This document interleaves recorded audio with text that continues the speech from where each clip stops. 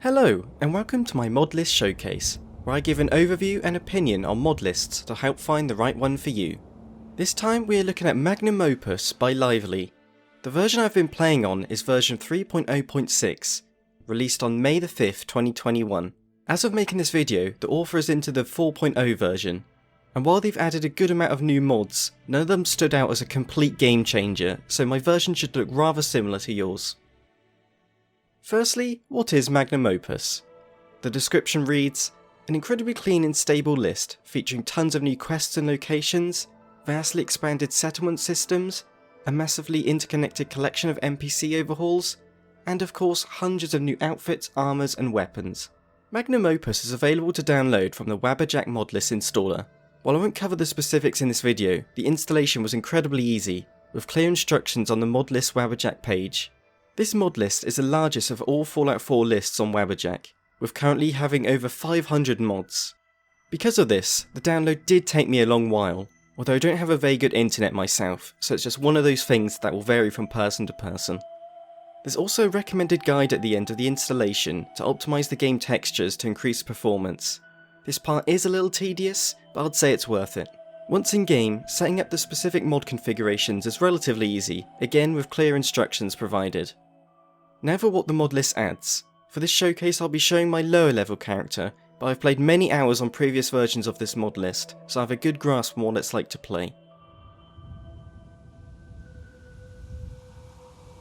Despite looks not being the primary focus of this mod list, Magnum Opus is definitely one of the best looking out there. Everything fits well into the theme of Fallout, with most textures either being higher resolution versions of the originals, or new textures that give more rusted, broken looks to the game.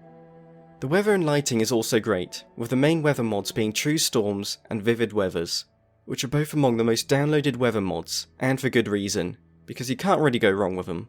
A good variety of lighting mods are also added that really bring out the eerily beautiful look of Fallout's post-apocalypse.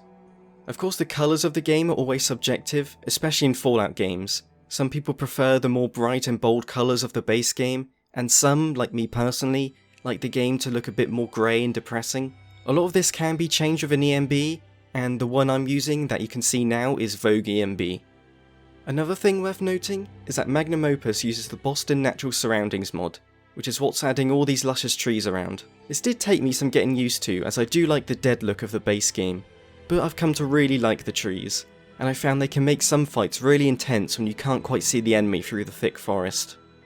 It's also worth noting the performance, which I was really impressed by considering the number of mods there are. Although at the end of the day it is Fallout 4, which has always had varying FPS depending on your location in the game.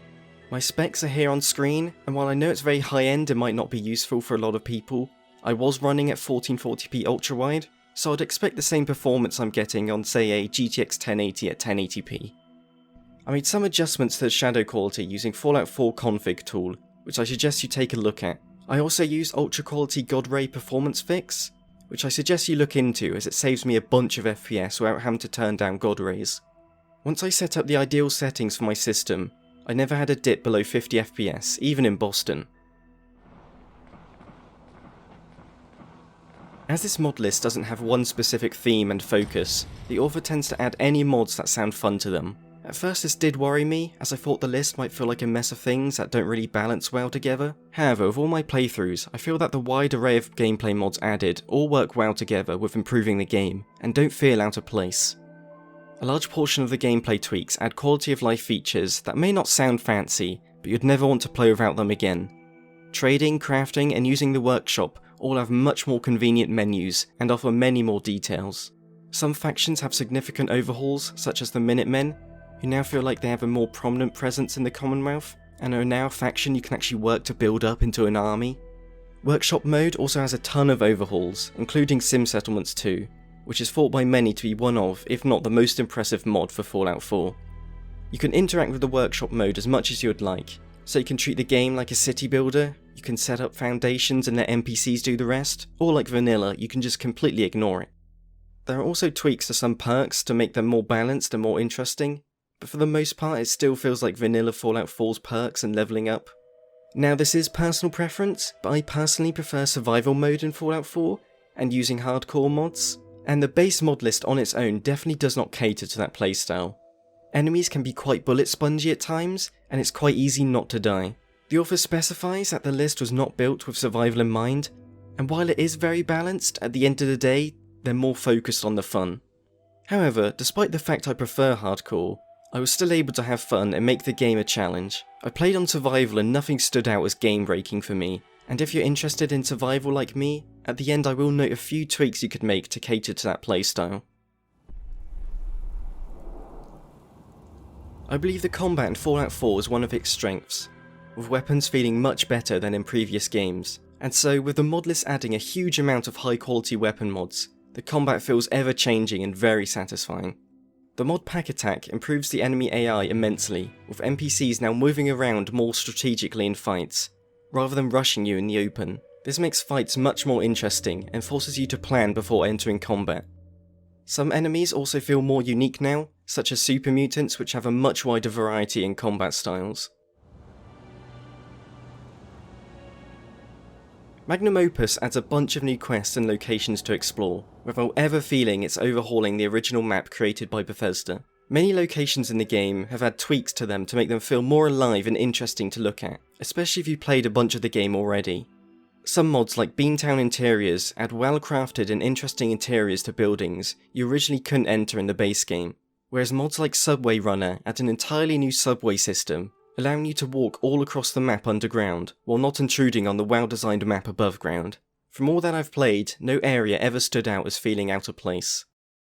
This will be personal opinion, but I wasn't a fan of the Addons Sanctuary Hills mod that was added, which gives Sanctuary Hills a completely new look. For me it felt a bit too different.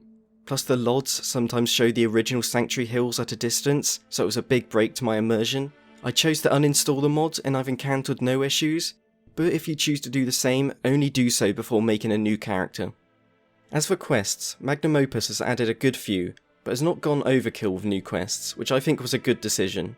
Some huge quest mods add a ton of new items and enemies, which can sometimes drastically mess with the balance, and so I understand why the author has not included them. However, with the quests that have been added, they are all of high quality and fit well into the game world, with many great new NPCs with great voice acting to find. Some of the existing quests have also had tweaks, opening up more roleplay options, such as the ability to spare the railroad when playing as the Institute. The audio adds a great ambience to the game, especially with making distant gunshots crack through the air. Player footsteps also sound much better, but I did have to turn their volume down. And the mod Jump Grunt is added, which is pretty self-explanatory. I suggest adjusting it in the mod menu to match your liking. I think this is a category you best hear for yourself.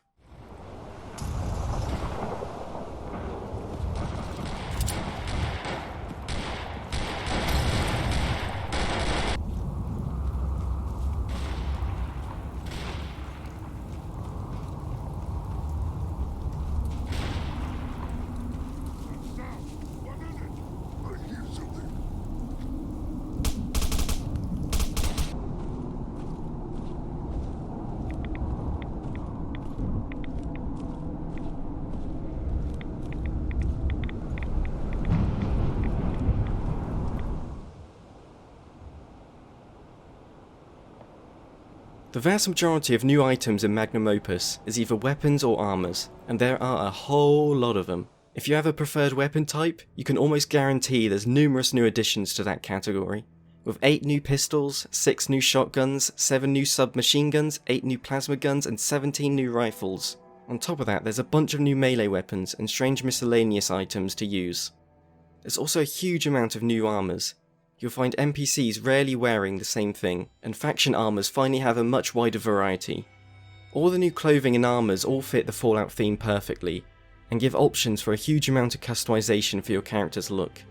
All these new items really make the game look much more varied, and you'll find your character build constantly changing as you come across new weapons and armors.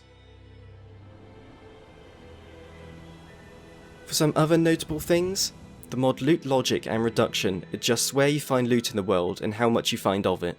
You'll now be less likely to find ammo in random containers, but likely to fall more in ammo boxes.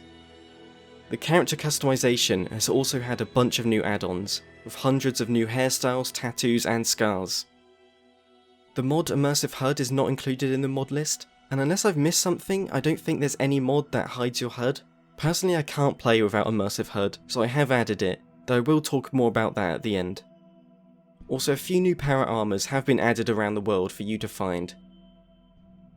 I got orders not to let you in, Miss Piper.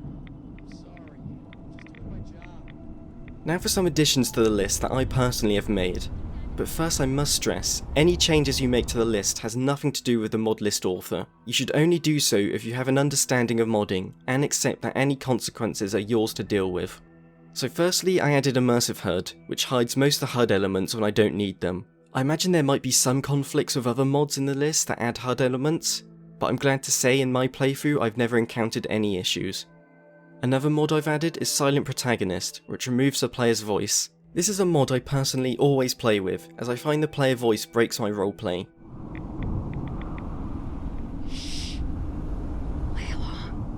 The only issue with adding this mod is that there's a bunch of new patches for quest mods you need to find. As for focusing on the game's survival mode, I added survival options, which allows you to tweak you and NPC's damage output, and adjust values for hunger, dehydration and sleep. I've never had a problem with this mod, although be sure to read all the settings before adjusting them.